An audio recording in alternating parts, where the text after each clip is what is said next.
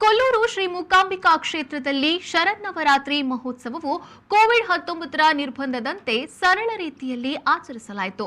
ಶರನ್ನವರಾತ್ರಿಯ ಪ್ರಯುಕ್ತ ಧಾರ್ಮಿಕ ಕಾರ್ಯಕ್ರಮಗಳಾದ ಚಂಡಿಕಾ ಯಾಗ ಮತ್ತು ರಥೋತ್ಸವ ಸಾಂಗವಾಗಿ ನೆರವೇರಿತು. ಕೊಲ್ಲೂರು ಶ್ರೀ ಮೂಕಾಂಬಿಕಾ ಕ್ಷೇತ್ರದಲ್ಲಿ ಶರನ್ನವರಾತ್ರಿ ಮಹೋತ್ಸವವು ಕೋವಿಡ್ ನಿರ್ಬಂಧದಂತೆ ಸರಳ ರೀತಿಯಲ್ಲಿ ಆಚರಿಸಲಾಯಿತು.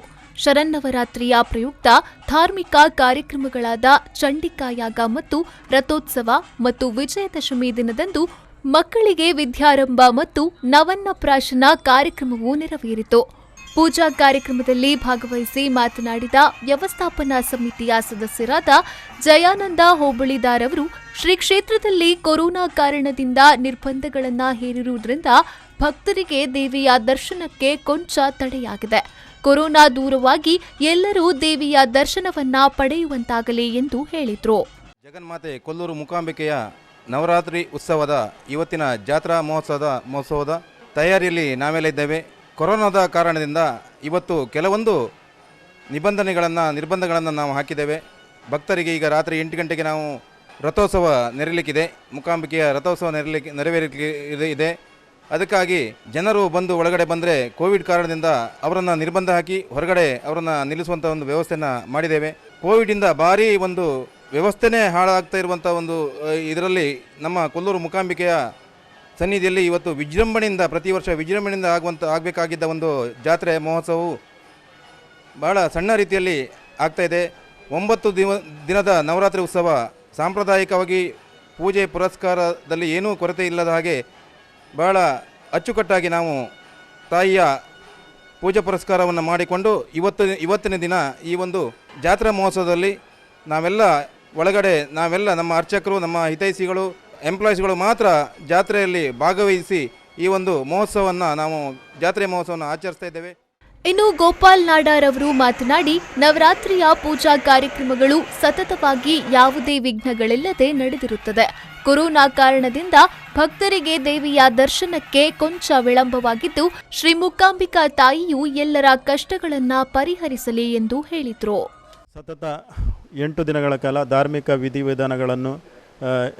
ವಿಧಿವಿಧಾನಕ್ಕೆ ಯಾವುದೇ ರೀತಿಯ ಧಕ್ಕೆ ಆಗದಂತೆ, ಭಕ್ತರ ಧಾರ್ಮಿಕ ಭಾವನೆಗೆ ಕೂಡ ಧಕ್ಕೆ ಆಗದಂತೆ ಸರ್ಕಾರದ ನಿಯಮಗಳನ್ನು ಪಾಲಿಸಿಕೊಂಡು ಬಹಳ ವಿಜೃಂಭಣೆಯಿಂದ ನವರಾತ್ರಿ ಉತ್ಸವ ನಡೀತಾ ಇದೆ. ಬಹುಶಃ ಭಕ್ತಾದಿಗಳಿಗೆ ಇವತ್ತು ಮಾತ್ರ ನಿರ್ಬಂಧ ಇದೆ. ನಿನ್ನೆ ಮೊನ್ನೆ ಎಲ್ಲ ಬರ್ತಾಯಿದ್ರು, ಅವರ ಧಾರ್ಮಿಕ ಭಾವನೆಗೆ ಧಕ್ಕೆ ಆಗಲಿಲ್ಲ. ಇವತ್ತು ಕೂಡ ಬೆಳಗ್ಗೆಯಿಂದ ಭಕ್ತಾದಿಗಳು ಅನೇಕ ಸಂಖ್ಯೆಯಲ್ಲಿ ಬಂದು ಹೋಗಿದ್ದಾರೆ. ಈ ರೀತಿಯ ಕಾರ್ಯಕ್ರಮಕ್ಕೆ ಈಗ ಭಕ್ತಾದಿಗಳು ಸಹಕಾರ ನೀಡುತ್ತಿದ್ದಾರೆ.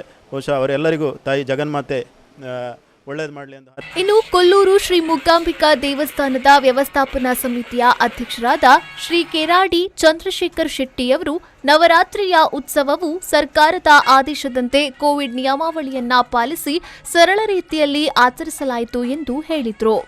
ವರ್ಷಂಪ್ರತಿ ನಡೆದುಕೊಂಡು ಬಂದಿರುವಂಥ ಈ ನವರಾತ್ರಿ ಉತ್ಸವ ಈ ಬಾರಿಯೂ ಕೂಡ ಅತಿ ಸರಳವಾಗಿ ಸರ್ಕಾರದ ಮಾರ್ಗಸೂಚಿಯಂತೆ ಕೋವಿಡ್ ನಿಯಮದಂತೆ ಹೇಗೆ ಡಿಸ್ಟ್ರಿಕ್ಟ್ ಮಾಡಬೇಕು ಆ ಒಂದು ನಿಟ್ಟಿನಲ್ಲಿ ಆಚರಣೆ ಮಾಡ್ತಾ ಇದ್ದೀವಿ. ಬೈಂದೂರು ಶಾಸಕ ಸುಕುಮಾರ ಶೆಟ್ಟಿಯವರು ಮಾತನಾಡಿ, ಶ್ರೀದೇವಿಯು ಅಲಂಕಾರಳಾಗಿ ರಥದಲ್ಲಿ ಒಂದು ಸುತ್ತು ಬರುವ ಕಾರ್ಯಕ್ರಮ ತುಂಬಾ ವಿಶೇಷವಾಗಿದ್ದು, ಪ್ರತಿ ವರ್ಷವೂ ಸುಮಾರು 20,000ದಿಂದ 30,000ಕ್ಕೂ ಹೆಚ್ಚು ಭಕ್ತಾದಿಗಳು ಸೇರುತ್ತಿದ್ದರು. ಆದರೆ ಈಗ ಕೋವಿಡ್ ಕಾರಣದಿಂದಾಗಿ ಎಲ್ಲಾ ಭಕ್ತರಿಗೂ ನೋಡುವ ಭಾಗ್ಯ ಇಲ್ಲವಾಗಿದೆ. ಮುಂದಿನ ದಿನಗಳಲ್ಲಿ ಕೋವಿಡ್ ಮಹಾಮಾರಿ ದೂರ ತೊಲಗಿ ಶ್ರೀ ಮೂಕಾಂಬಿಕೆಯು ಎಲ್ಲರಿಗೂ ಒಳಿತನ್ನ ಮಾಡಲಿ ಎಂದು ಹೇಳಿದರು. ವರ್ಷಂಪ್ರತಿ ನಡೆಯುವ ನವಮಿಯ ರಥೋತ್ಸವ, ದೇವಿ ಅಲಂಕೃತಳಾಗಿ ರಥದಲ್ಲಿ ಕುಳಿತು ಒಂದು ಸುತ್ತು ಬರುವಂಥ ವಾಡಿಕೆ.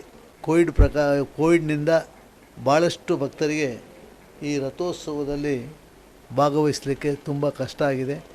ಇಲ್ಲದಿದ್ದರೆ 20,000 ಸಾವಿರ ಜನ ಪರಿಸರದಲ್ಲಿ ತುಂಬಿ ಹೋಗ್ತಿತ್ತು.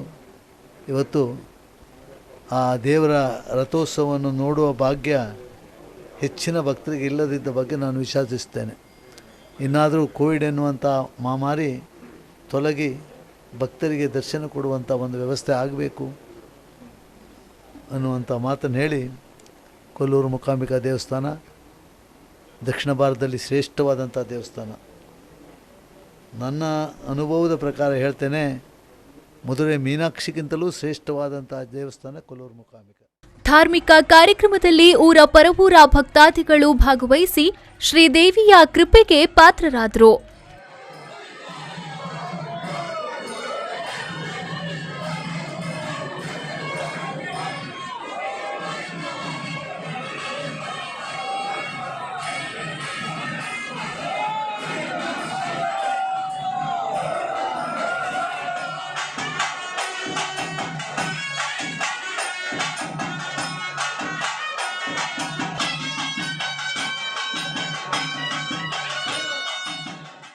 ರವಿರಾಜ್, ವಿ4 ನ್ಯೂಸ್, ಕುಂದಾಪುರ.